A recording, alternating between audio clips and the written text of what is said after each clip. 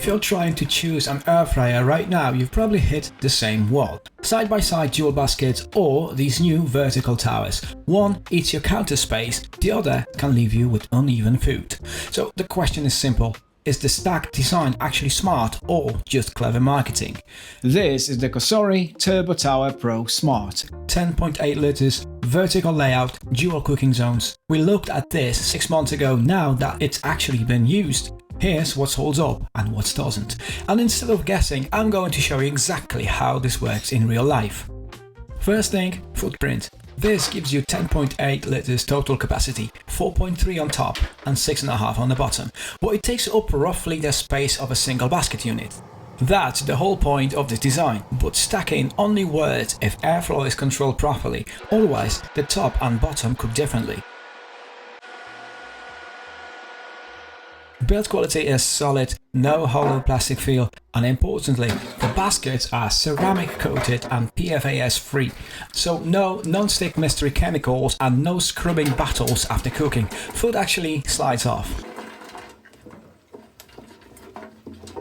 You've got 7 presets and 5 fan speeds, all tuned for different cooking styles, but the key thing here is the DC motor, why it matters in airflow physics. Unlike AC fans that fluctuate, the DC motor keeps airflow stable, which is critical when you're pushing heat vertically instead of across. That means more consistent airflow, less heat loss and noticeably less noise. In real terms, it's around 60 decibels. You can actually talk in the kitchen while it's running. That alone separates it from half the market. Now, the app. And I'm usually the first to ignore this stuff, but here it makes sense. You can tweak temps, adjust time and get notification when it's done. And importantly, you cannot start it remotely. You still have to press physically start on the unit. That's not a limitation, that's a safety feature. Now let's do what actually matters, a full 3-layer cook. Frozen fries in the top basket, and in the bottom basket, frozen veggies on the base, and raw chicken fillets on a rack above. One quick thing here, because the chicken sits above the veg, the juices will drip down. Now, that's not a flaw, it actually adds flavor, but not everyone wants that mix. You could try putting foil on a rack, but then you're blocking airflow. And in an air fryer, airflow is everything, so personally, I either accept the flavor or separate them. So basically block the air and the whole thing stops working properly. Preset for the top. Air fry 200 Celsius and 18 minutes.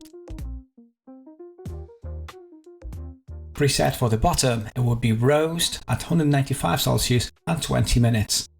And this is where the timing matters because you're cooking 2 different things in 2 different ways at the same time. Here's the key move, sync, finish. The bottom basket starts immediately, the top basket waits, then kicks in automatically so everything finishes at the same time. So you're not timing things manually or letting one basket sit and go cold. And the result? Fries are crisp. You can hear it straight away, proper texture, not soft edges. I'm checking this a few minutes early just to confirm we're on track. Chicken hits around 74 Celsius internal, properly cooked. Then it goes back in, and we let the system finish the job. And this is the key part, everything finishes at the same time. Fries are where they should be. Chicken's cooked through. Veg is done, not soggy, not dry. No last minute juggling, no holding one basket while the other catches up. And importantly, no hotspot bias between top and bottom. That's usually where these designs fail. No rotations, no guessing, no juggling timers. That's the difference between a gimmick and actual engineering. Now, heat management, because compact usually means this thing cooks your kitchen. Handles stay around 24 Celsius, completely safe. Sides around 35 Celsius, but the rear vent, that can push 100 Celsius plus. That rear heat is the trade-off for compact power. It's pushing everything out of a smaller space, so give it space, at least 13 centimeters from the wall. After extended use, here's the part that actually matters long term: the ceramic coating. No peeling, no degradation, and no chemical concerns. And because it's non-stick done properly, cleaning stays easy over time.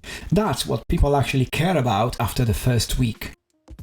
Now, compared to side-by-side units, same capacity, smaller footprint, uses vertical space instead of doubling width, which matters more in real kitchens, and compared to ovens, faster cooking, no preheat needed, thanks to that 2630 watts output, and compared to cheap air fryers, more consistent airflow and less guesswork. You're not adjusting mid-cook like cheaper units. Now, let's be clear, this isn't for someone cooking frozen nuggets once a week. If you mostly cook single items or small portions, this is overkill. But if you cook full meals, care about space and want something efficient and consistent, this makes a lot of sense. So now the real question, are you going side by side or vertical? Because on paper, both solve the same problem. In reality, they behave very differently. Hit me in the comments. And while you're here, don't forget to subscribe. I know you want to. And if you're still deciding, check the links below for current pricing. Family Pot TV.